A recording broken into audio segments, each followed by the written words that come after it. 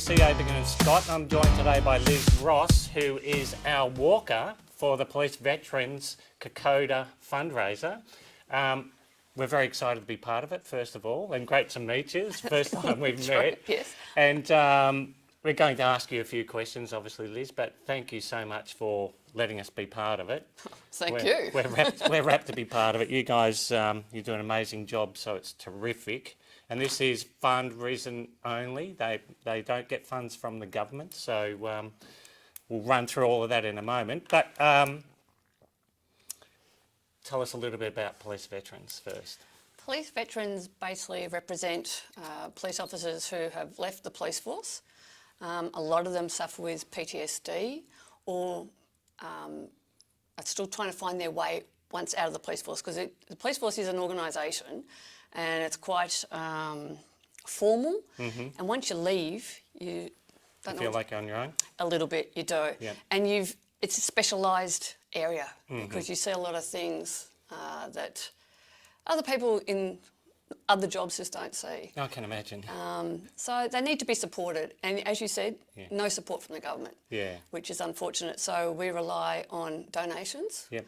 And Biggin and Scott thankfully looking after me on the Kokoda trek, which is through Police Veterans Victoria. Yeah, well, look, I see it very much as we rely on the police every day to fix things and, sort things out with our neighbours and so forth, especially fencing in real estate. And it's, it's time that you guys should be able to rely on the public to do a little bit of heavy lifting and help with those people that, have suffered during the journey.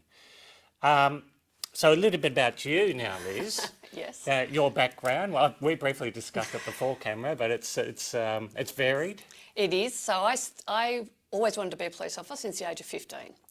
And as soon as I turned 18, I applied and got knocked back. Yeah. Applied again and got in at the age of 19. So I was in for 15 years as a detective for about 7 years, finishing at the drug squad.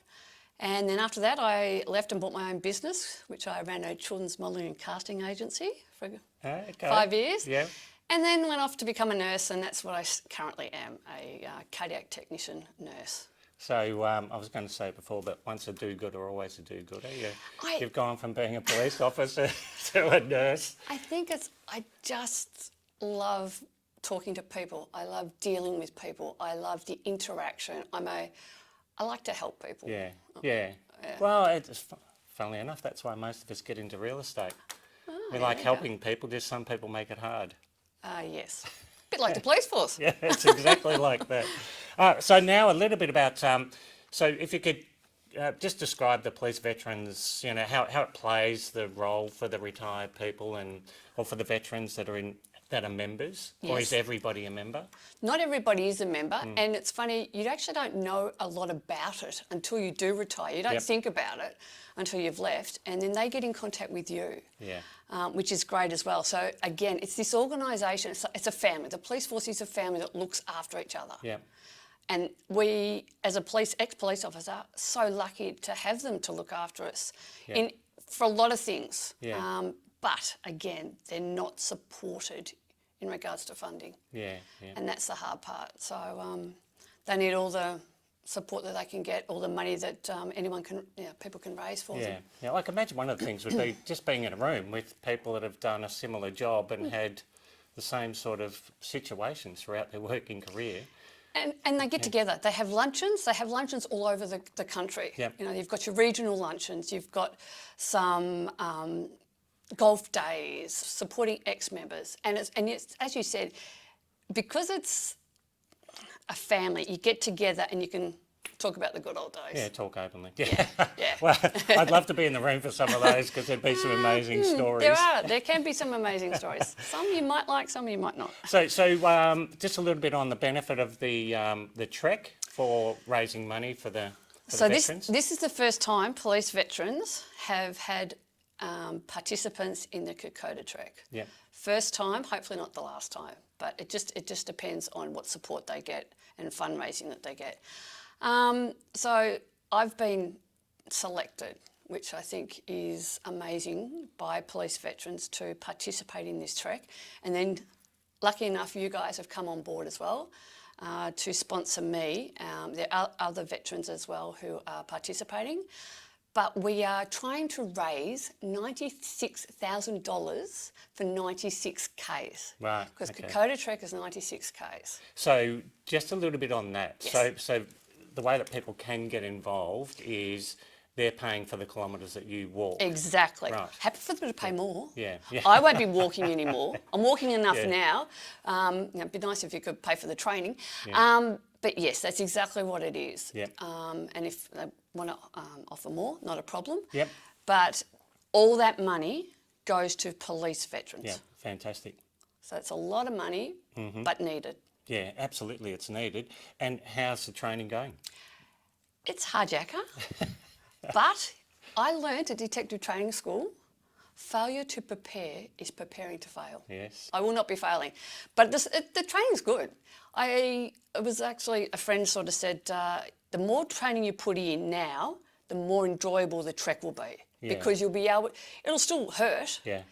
but you'll enjoy it more. Yeah, it's the wet feet and everything that will But be it's a all challenge. It's all part of it. So you can sponsor myself or one of the other veterans. There'll be a website where you can donate money to us, whether it's per kilometre or a one-off amount.